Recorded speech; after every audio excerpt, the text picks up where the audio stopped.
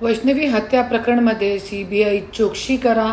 माननीय उपमुख्यमंत्री साहेबांशी माझी हात जोडून कळकळीची विनंती आहे. जसं की असं माहीत पडलेलं आहे की 1.5 दिवसानंतर त्यांची FIR घेतली गेली होती वैष्णवी हत्या प्रकरणमध्ये. आणि त्यानंतर जे कलम लावली होती ते नॉर्मल कलम होती.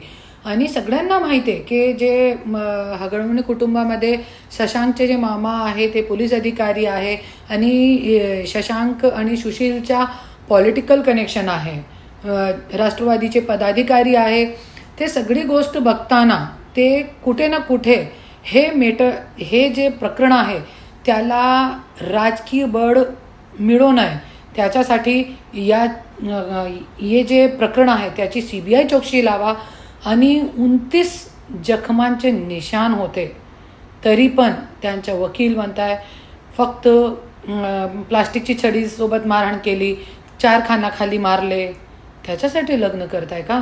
दुसऱ्यांची मुलीला एक वडील आपली मुलीच्या कन्यादान मारण्यासाठी नाही करताय.